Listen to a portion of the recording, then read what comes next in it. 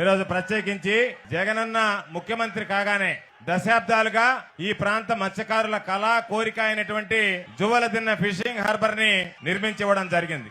ఎంతో మంది ముఖ్యమంత్రులు పనిచేసినా, ఎంతో మంది మాటలు చెప్పినా జువ్వలదిన్న ఫిషింగ్ హార్బర్ ని సంపాదించినటువంటిది ఒకే ఒక్కడు జగనన్న ఒక్కడే.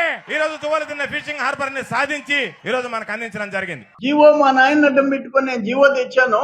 కృష్ణపట్నం నుంచి ఓడరేవు దాకా ఏది కట్టేదానికి లేదు, పోర్ట్లు కట్టేదానికి లేదు, ఫిషింగ్ హార్బర్స్ పెట్టేదానికి లేదు, జట్టీలు కూడా కట్టేదానికి లేదని ఆర్డరు తెప్పించినందుక నువ్వు 15వ తేదీ వచ్చేది నాకు చెప్పాలా?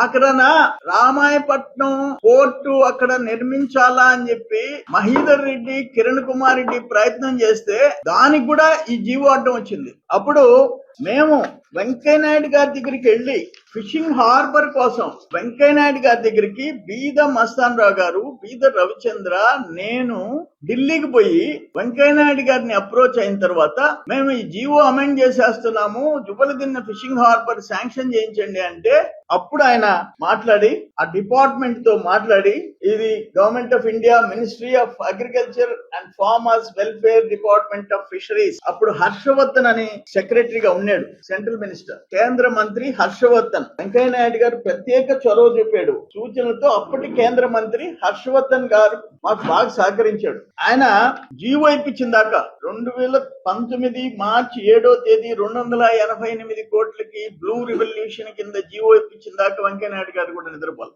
అప్పుడేంటంటే మాకు బీజేపీ కేంద్రంలో ఉండే ప్రభుత్వానికి కొంచెం గ్యాప్ వచ్చింది. అందువల్ల మస్తాన్ రావు గారు, రవిచంద్ర, నేను వెంకయ్యనాయుడు గారిని అప్రోచ్ అయినాం. నేను అప్పుడు మంత్రి గుండా తెచ్చాము, ఈ జీవో తెచ్చి శాంక్షన్ చేయించి ఈ లోపల ఎలక్షన్ వచ్చింది. మార్చి 7 అంటే ఇంక తర్వాత ఎలక్షనే కదా.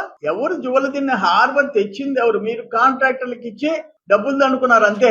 శాంక్షన్ చేయించింది మేము, సెంట్రల్ గవర్నమెంట్ ఫండింగ్ తెచ్చింది మేము, జీవో తెచ్చింది మేము.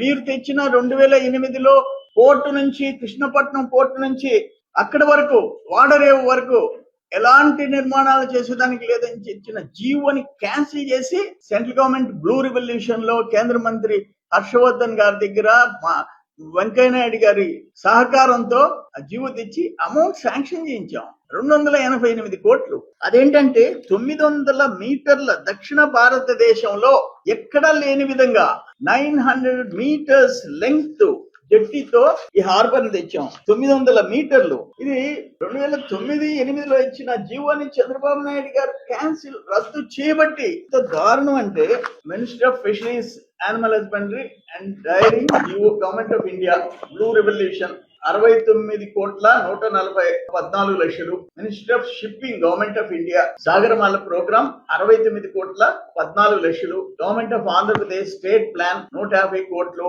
మొత్తం 288 కోట్ల 80 లక్షలు. Major components of the project జెట్టి 909 మీటర్లు, బ్రేక్ వాటర్స్ 1455 మీటర్లు, డ్రెడ్జింగ్ అండ్ రిక్లమేషన్ వర్క్స్. ఇవన్నీ మీరు తెచ్చారా?